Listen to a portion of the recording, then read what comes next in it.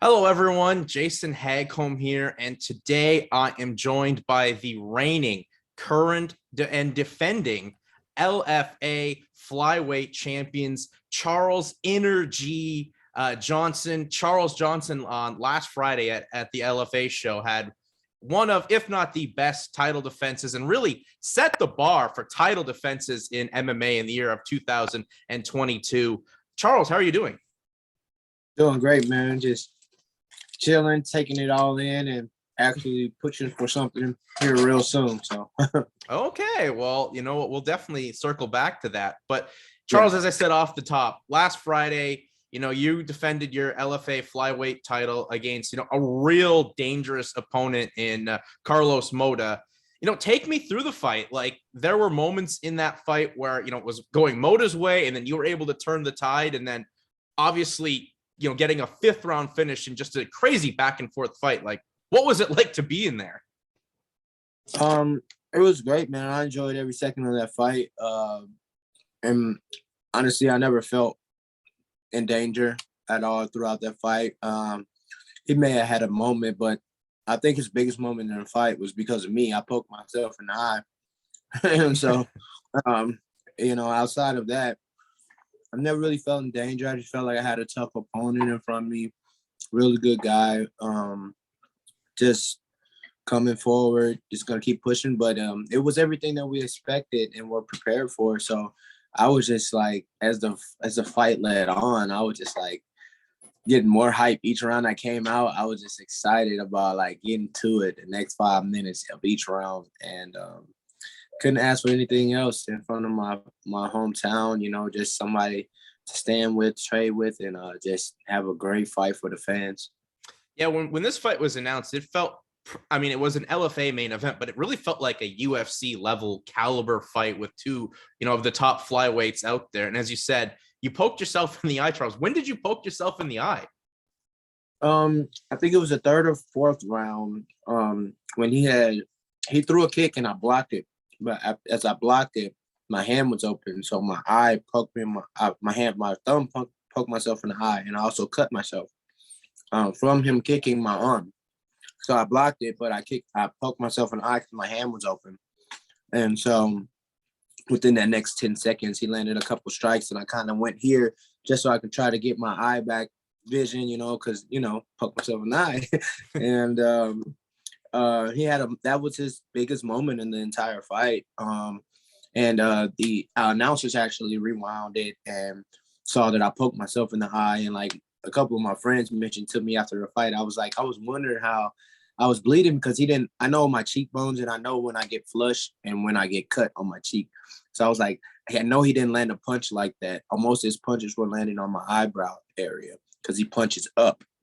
And so it was landing more eyebrow and eyelid area.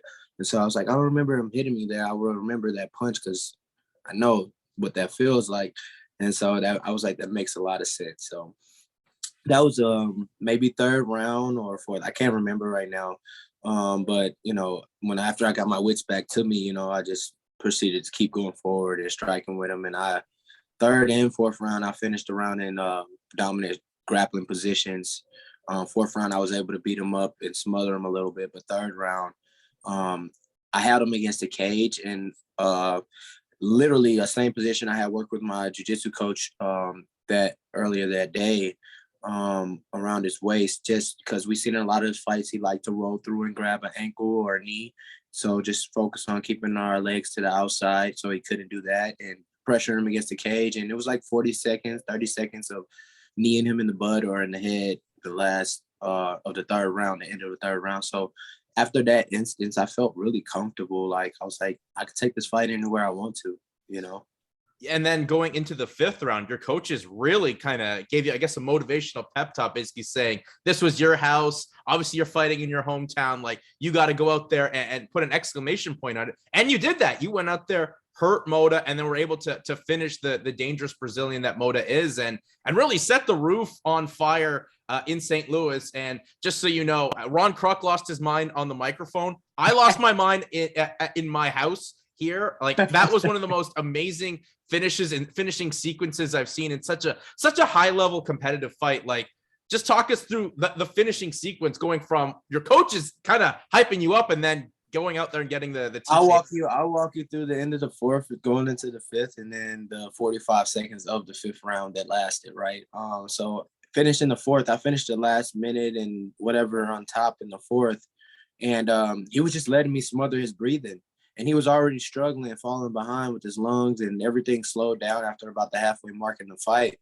And I felt that in there. So when I had those couple, like I said, at the end of the third, that grappling transition, and then when I did decide to grapple him in the fourth and take him down, I just felt like so much of him not there. Like I was like, I'm so dominant in these positions and I'm ahead. And literally everything I worked with my jiu-jitsu coach, I did in those sequences. So I smothered his breathing, walked back to the corner at the end of the fourth round after landing some ground and pound the last 10 seconds. And I just had all the momentum, right? And then so we get in the corner and, me and coach have built up a good rapport, and the whole camp, and in interviews and everything, I told everyone I'm going to drown him. And so that was the moment I was like, he's done in my mind. And coach is giving me his regular spiel, which is, he was affirming, putting positive affirmations out there, telling me, hey, this is what we need to do. And then I just looked at him and I said, 10 effing minutes. And then that set him off, got him hyped. He was like, 10 effing minutes. This is your house. This is your city. This is your time. You're the champion. And I was like, yes, sir. And I was just ready to go after that, get out of that corner. Because I had already hit my second win. I didn't feel tired at all. I was ready to just literally throw 200 plus punches that fifth round, because that's what I trained for. The last half of that fight, I trained for that. And the first half, most of that fight, I didn't really throw as hard as I could. It was just, for me, I fought. I didn't take them lightly or anything, but like I said, and what I preluded to, I drafted him. I pushed the pace. I pushed him. And I got to that point where I was like, this is no way he's getting out of here in these next 5 minutes. And I broke him at the end of the fourth. I felt that. We walked out at the beginning of the fifth. I gave him a handshake for those 20 minutes he had fought, because I knew that last round I was going to put everything out there, and I wanted to put something spectacular. I wanted everybody to see. So if it went longer than the 45 seconds it did, you guys would have saw one of the greatest fifth rounds ever striking output. That's what would have happened. But it only took 45 seconds. And I landed that punch. The left hook on him, and then I proceeded to land the teep, which really took the wind, a little bit of wind he had. And as he was grimacing, I punched him. And it was just the following sequence. Everybody had seen it. It was kind of over with, walking out for that fifth already. Well, as you got the finish, the arena there in St. Louis exploded. And I put this on my Twitter. It was like Nelly dropping Country Grammar, the greatest show on turf, Rams winning the Super Bowl, all the Cardinals World Series wins, and then David Freese, a blue Stanley Cup, all wrapped into one with that moment. I mean, like, you were so proud to be from St. Louis, Charles, and that really was like just everyone coming together for support for you. It was a really amazing moment. Like, what'd that feel like? It was great, man. I literally had, I was telling my best friend, I was like, man, this is the first time I've had literally everyone I love in the same building, minus my baby sister, who was in Virginia, and my other baby sister in Kansas, like minus those two. This is the first time I had everyone that I love in the same building, family, friends, everything. Like, I got a lot of people to come out to this fight, and a lot of people showed up who watched me fighting from when I was an amateur, who watched me compete as a track athlete from a kid, so it was so much love in that building, man. And it was so hype. It's just like, you get to see what St. Louis is about. We're one of the best sports cities in America. And, the Rams leaving kind of hurt the city a little bit, but we're getting an MLS stadium. And, fighting, I feel like the UFC and MMA can replace that little bit of void we feel like we have. We got a really good boxer by the name of Stephen Shaw, who's a heavyweight, who's a great prospect right now. I've been training with Deontay Wilder for a few years, undefeated. You got me, Joaquin Buckley, and a few guys who can carry that torch. Tyron Woodley just walked out the door. He's like the big brother, showed everybody what you can do, so it's like, we got a torch that we can carry, and we got the talent. So we're excited to fill that void.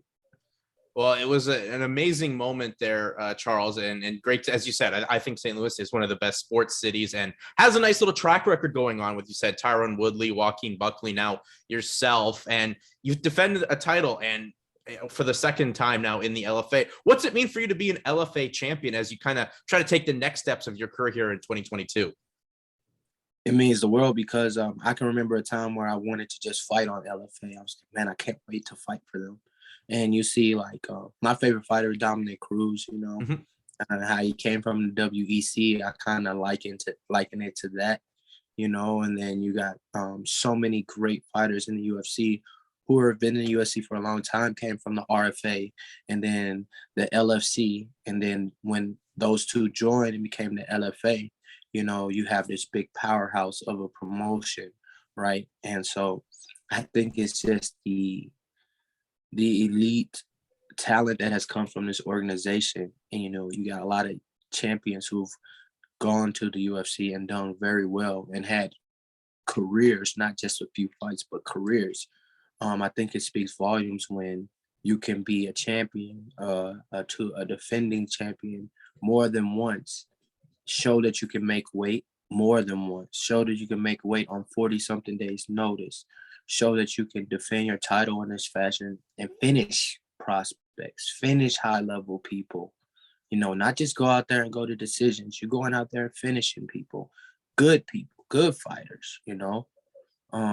I think it speaks volumes, and I love everything about the LFA and what they stand for. They do everything. It's the closest, one of the closest things you can get to be in the UFC.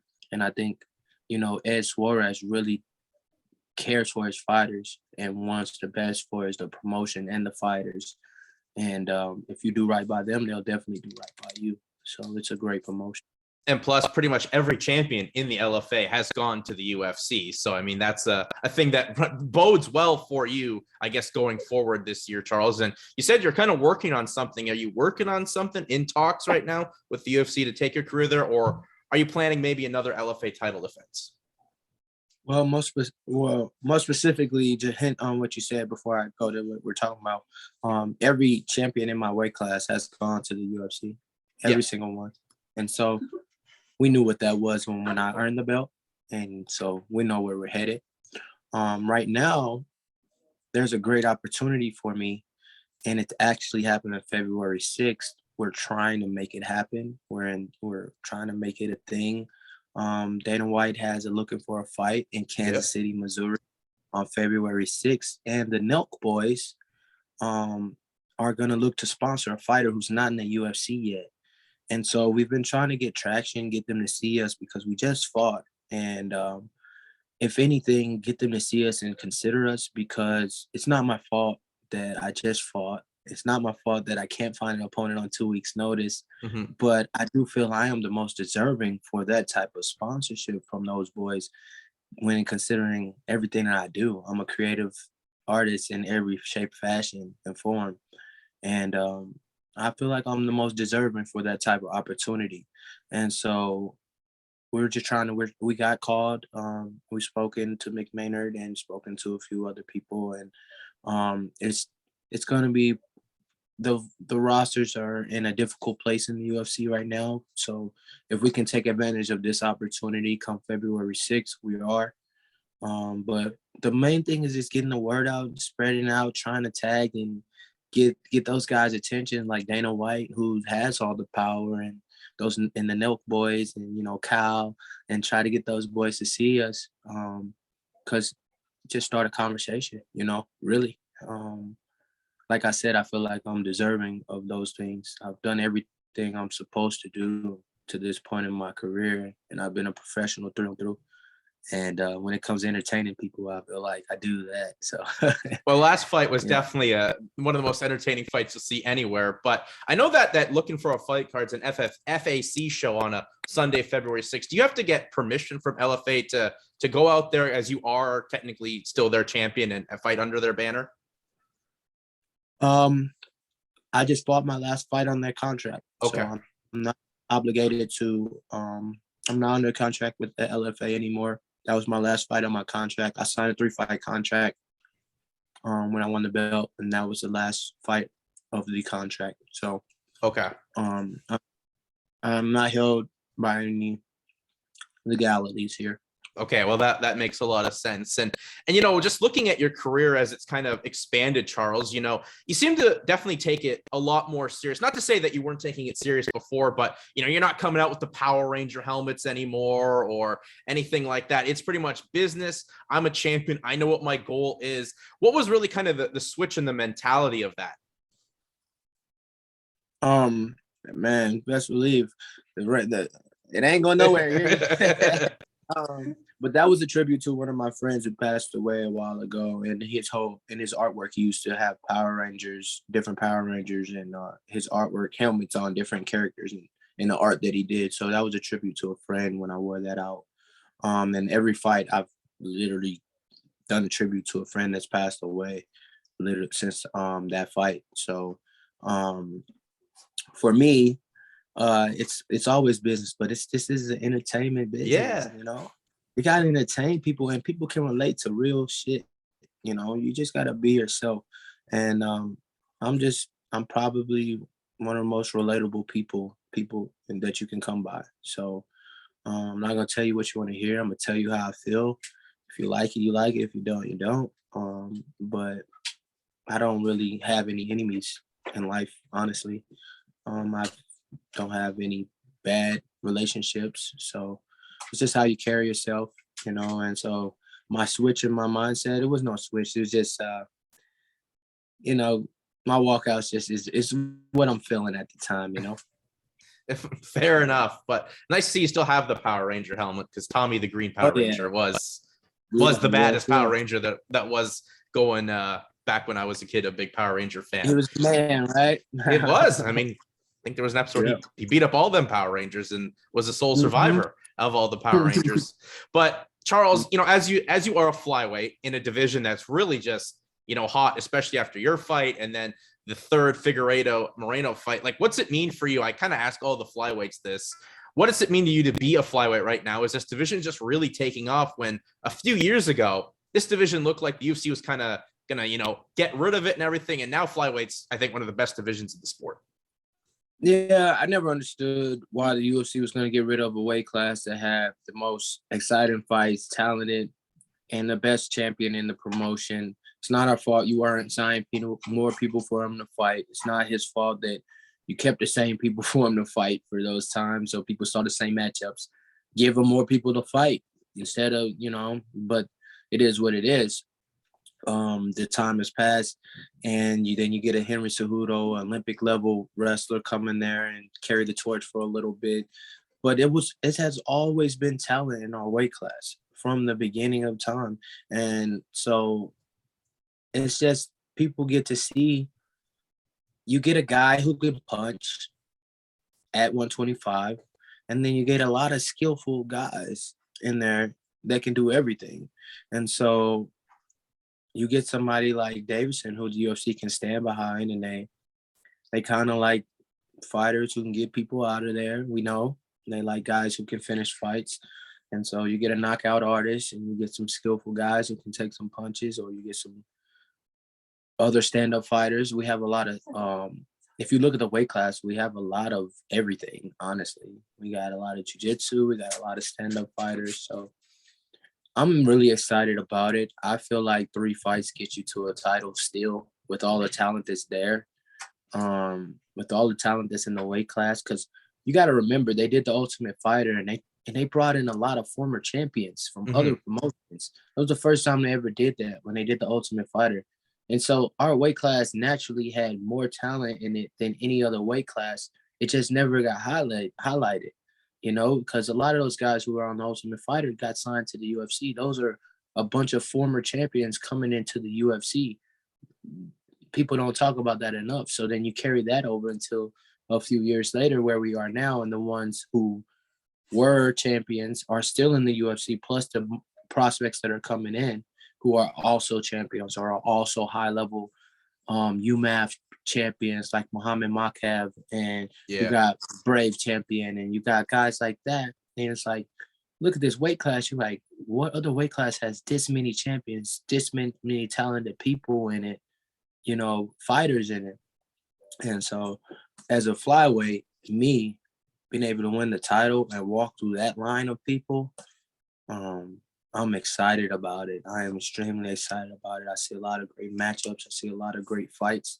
And I just see a career. I see a career where, regardless of what happens, I'm going to be able to put my stamp on something and be proud of it.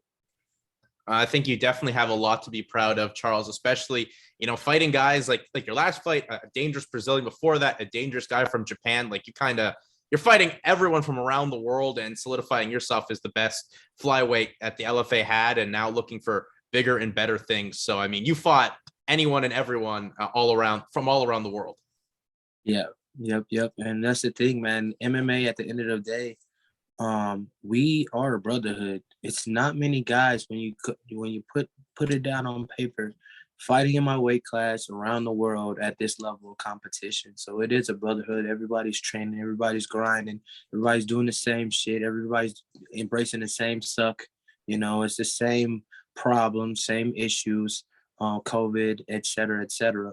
And so it's all about, just staying positive, staying your foot down on the ground, staying consistent with your work, and just some people have God-given talent and some people have other opportunities that others don't. But at the end of the day, you got to go in there, you got to win fights, and you got to give people something to remember. So it's very exciting being able to challenge myself against guys from all over the world that are high-level prospects. And I had a conversation with my younger brother, like he downplayed the talent of Yuma, downplayed the talent of Camilo. And I'm like, man, look at their other fights. Nobody has made them look like me. It's not those guys, it's me. Mm-hmm. I'm making them not look as good as they are. They are really good, and so that's what I work so hard to do. Go out there and show that it's levels. It's different. That guy's good, but that guy's different. So that's me. That's what I want to be. I want to be the guy that's different. Great. Where's that mindset come from, Charles? Because, I mean, that has to be, I guess, through experience. I know you've had some boxing fights. You were a track athlete. Like, where's that kind of, I'm the greatness. There's the levels aspect from it. Like, where does that come from? Because as you said, you fought some tough guys, but make those fights look very easy. Yeah, it's just about exposing yourself to other great individuals and getting a very good gauge on where you are at in the world of MMA, like being able to train with Peter Yan, being able to train with other high-level UFC fighters while in Thailand, and just rub elbows with guys in different weight classes and see how they work. You get to watch them and see what they do on the daily, see their mindset. And for me, I have so much respect for guys like Peter because I can see the work he puts in and his mindset in there, and I can try to navigate myself towards that type of workload without so much as finances that he has and things that he has access to, but I can get as close as I can to it and keep working my way towards that, and I don't know, man, it's just the mindset of I've been a champion in everything I've ever done, from amateur athletic track to high school sports. I was a state champion in track, and we won state football and state in football, and I was an all-state wrestler in wrestling. And so I've built up a life of winning. I have a winning mindset. My dad was my coach growing up, and so we had different conversations than the normal athlete who didn't have a parent at home, and so all of that, I think just put me in a mindset of I always wanted to overachieve. And I always felt like I was doubted because I was small, in everything that I did, especially when it came to team sports. And so when I got to individual sports, I always worked extremely hard and did extra things. I would wake up in high school at 5 a.m. and go run before coming home, getting ready for school and nobody told me to do that. My dad asked me what do I think I could do better when I was in high school or more to get miles in. I was like, I could wake up in the morning and do more, and then I just made it a habit of doing it. Adding 15, 20 minutes, waking up 15 or 20 minutes earlier than I normally would and going out and running. And so you carry that throughout high school, college, collegiate athletics, D1 collegiate athletics, where you see, I stepped on the track at the University of Texas running the mile, and they are announcing all these guys from the different Division I schools and their accolades. I'm just a former AAU national champion, right? But you got guys who ran on the Olympic teams from their countries. You got guys who ran, and they're saying all those accolades. I'm looking around, I'm like, damn, I'm really a baby. I'm 18, 19, right? And it was just like a surreal moment for me, and you get moments like that in life where you don't get, you won't get that moment, that feeling back, but you remember it. And so and you get to race against those guys and compete at the highest level is what I'm getting to, the highest level at the time for me. And like I said, I've won at every level. I won in college. We won our cross-country team, won our conference when I was a freshman, and I got all conference as a freshman. So it's like I come into MMA from that, and it's just like, all I know is win. All I know is work hard. All I know is discipline. All I know is expose yourself to things that you don't know, to people and things that you don't know and what you want to learn, and don't be afraid to learn. And so here we are now. Yeah. And I think as well, like your background in track is such a wild, experience coming into MMA. Normally it's like, I was a boxer, a wrestler, a grappler. I think the track background helps so much, obviously, because you got to be so disciplined with yourself. You get yourself obviously in the great conditioning, but the discipline you need in track to succeed, especially in the NCAA level, going into MMA, I think that's just been one of the more unique but successful transitions an athlete's ever had in this sport. Yeah, I don't know any other guys who've competed at Division I cross country and compete in the UFC. They could say they ran it in high school. That ain't shit. You can be terrible starting and running in high school just for a workout. We're talking about the highest level, Division I, competing for conference championships and conference placements, and trying to get to, the biggest races, the biggest meets, the biggest events, and qualify your time. We're talking about that. We're not talking about just running in high school to be in shape for wrestling season. No. So I don't think it's anyone in the UFC who's done what I've done. It's nothing like me. When I say that, I really feel that. I haven't seen anyone like me, and who's done the things that I've done. And I just, I know that I'm different, but everyone's different. And that's why my name is the Energy, because everybody has their own thing. And when you're competing there, you got to be your own person. And me just being my own person, it sets me apart from everyone else. And so I see, like I said, my favorite fighter is Dominic Cruz, but I relate to Dominic not only from winning, but like his mindset. Mm-hmm. I follow him into, when I first found out what MMA was, when I was going on 21 years old, I didn't even know what MMA was. He was a champion. And so that's who I watched, and that's when Dom was the man, so beat up on Mighty Mouse. So I never really related to Mighty Mouse. So I remember watching him beat up on Mighty Mouse, so like when Mighty Mouse had his reign, I still felt Dom was the best, That's me. No, 100%. And I just speaking with you now, I kind of see a lot of those Dominic Cruz qualities in you. Obviously, skill level inside a cage, but the mental side, as we kind of been talking about for the last 10 minutes or so. Dom's one of the most well-spoken, well thought out guys that's ever competed in MMA. And I think you're down the right track of that as well, Charles. I could talk to you forever, Charles, honestly, but I feel like I've kept you long enough. Once again, congrats on the title defense. And before I let you go though, Charles, plug yourself out there on social media, because as you said, you're trying to push for that February 6th, Dana White Looking for a Fight FAC show. So plug yourself out there where you can get more eyes on you and the word can keep spreading.